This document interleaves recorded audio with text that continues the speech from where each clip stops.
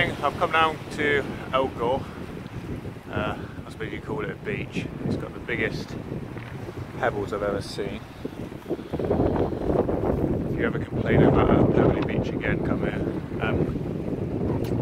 It's kind of about 10 o'clock now, so the best light's gone. It was too cloudy this morning, so I didn't bother getting up early for it. It's a nice spot. You get a lot of nice compositions here. You've got the cooling range in the background. I'm hoping to camp a few miles around from this cove a bit later on tonight. It's called Sgurr Na Stri, I think is how you pronounce it. Get some nice shots into one of the lakes there. Anyway, let's go and see what we can find. I'm thinking of trying to use some of these lines in the rock here. There's quite a few. There's nothing apart from that really stands out to try and shoot with. I'm going to be shooting towards the range. I might try and do a time lapse here with some of these rocks, just while I'm taking some other pictures. It's a shame there's no boats down that way. They might have come out quite nice in the time lapse, but I'm going to set up one camera now, do some shots here, and then probably get the time lapse running down by the rocks there. Right, this is the kind of scene I'm going for, although I can't get it to work as well. Portrait on the camera, so I might have to try moving it around a bit, but at the moment this is what I'm seeing on the screen. There's quite a lot of close, obviously foreground in the image, so I've gone for quite a wide or narrow high aperture f20. I've overexposed the shot just ever so slightly, just to slow the shutter down a bit more. I'm shooting at ISO 50 just to try and get a bit of smoothness in the water. What I'll probably do with it is take about 10 shots and stitch them so we get a bit of a softness in the water. It's a way of getting around it. So it's just a matter of firing off 10 shots. I've got it on the timer at the moment. What I think it is anyway.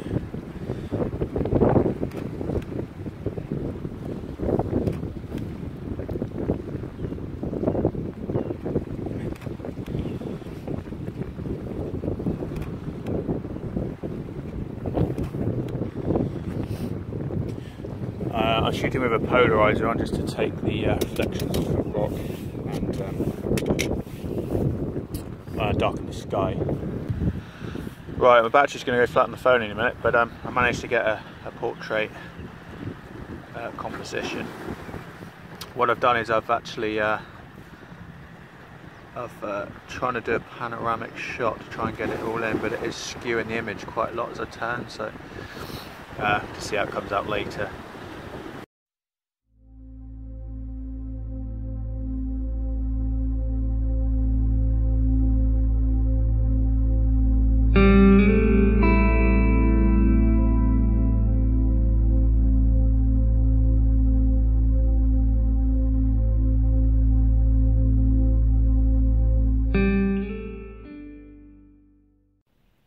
Well, I finished at Elgol now. I have to wait and see how the time lapse came out. I had to redo it because the monopod just wasn't stable. It was shaking all over the place, and then my battery ran out halfway through the stitch or the time lapse. So I'm only going to get half a sweep in.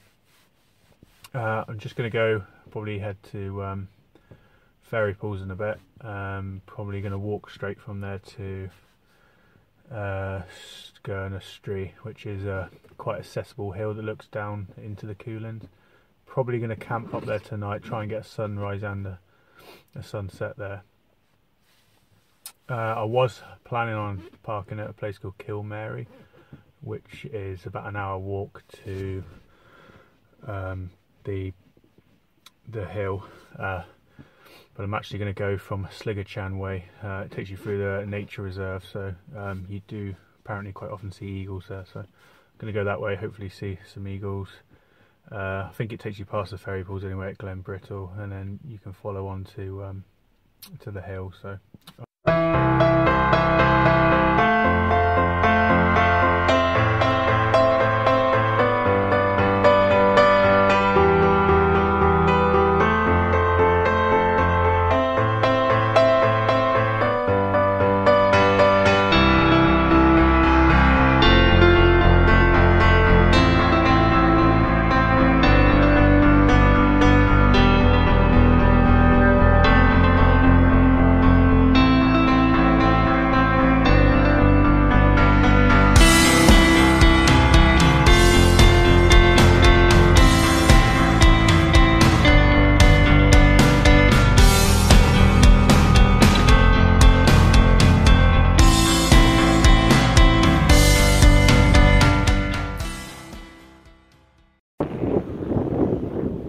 I'm at Slugachan, just in the path to Carreg and Glen Brittle.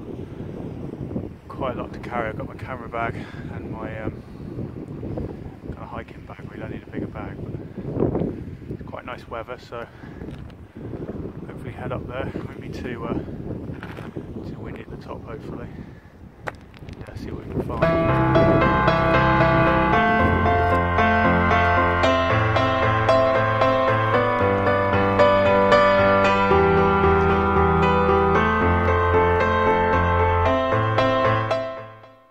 I've been walking for about 2 hours now, about halfway there.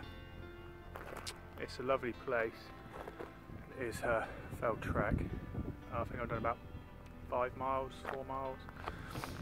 I've got to go up that peak just there. So I don't know if you can see it, but there is a little path just up to the edge of it there. So I'm going to make my way up there now. I'm just stopping to put some midge stuff on, have a drink of water. I've actually had to take hiking bag, camera bag and camera, so it's quite a lot to carry, so it's quite tiring.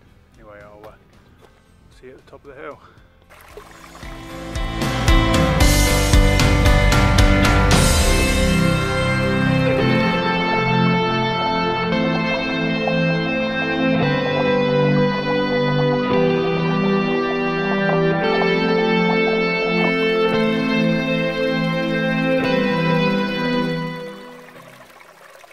I've got the tent set up now. It's taken me about 5 hours to get here. Been probably going quite slowly, but it is a long way, and I've got quite a lot of weight to carry. It's quite a nice view. Got the whole of the, well, not the whole of it, but kind of the central part of the Cullins range. It's locked down here. I can't remember the name. I think it's Loch Scarag or something. Probably pronouncing it wrong. Looking out to the sea. I can't remember what the island is either. I'll put that up in the bottom of the video. I've got the tent set up, kind of flattest place I could find, which is a bit rocky. It's got a nice view.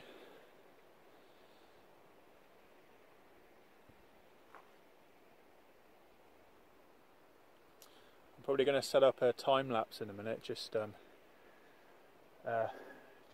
sweep from the tent around to looking down at the range. The sun is actually just slightly coming through the clouds. I don't think it's going to clear. I think it's going to be a pretty terrible sunset, but it's a nice place nonetheless. The midges are out in force again up here.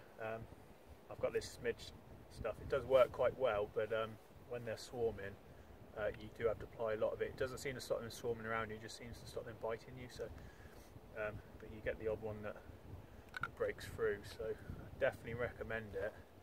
But if they're swarming you, you're going to have to just keep on applying it. I'm just going to have something to eat. I've got some Thai sweet chili noodles. I've just brought my Highland blade, which is kind of a jet boil copy. They're cheaper. I'll put the link up in the description from the video. They hold more water, I think, as well. I think it's a litre, or just under a litre it holds. They're really simple. If you have a smaller gas bottle, I've got the big one, it will actually fit inside with the burner, and then you can just take one unit. I mean, or you can just store food in there, whatever will fit, but I generally use the bigger ones just because they're about the same price as the small ones, and they obviously last a lot longer. Real simple to use. Screw together. Put some water in. I'm using the water I got from this stream here to cook with, so if there's anything in it, it'll be killed off.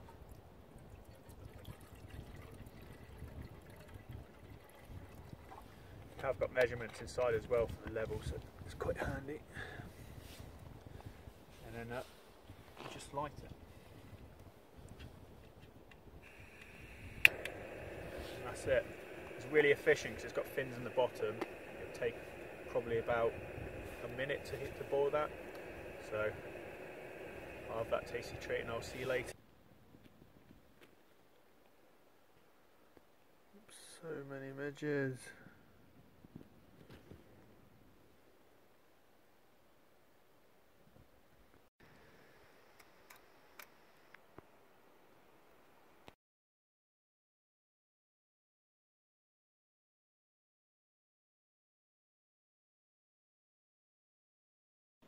Well, desperate times, desperate measures. I've had to get the midge net out. I actually forgot I had it, but God, what a difference! Literally no more biting on the face. The clouds have actually disappeared. You can't see it on the phone, but you might get a bit of colour in them. So what I've done is I've actually already done a panoramic stitch of the picture that I want later on, just while there's some light still in the lake and in the mountain, in the range. Obviously when the sun's set, which is going to be set in about something like 20 minutes or something. I think it's at 10:15 it sets. It's just gone 10 now, so that obviously be in shadow, so it might be quite hard to get the detail out. So what I might be able to do, if I'm going to line it properly, I might be able to blend in the two images to get them come out quite well. If not, I'll probably end up doing a HDR when I'm taking the pictures anyway, just in case. But yeah, another 15 minutes, hopefully we'll get a bit more colour in the sky.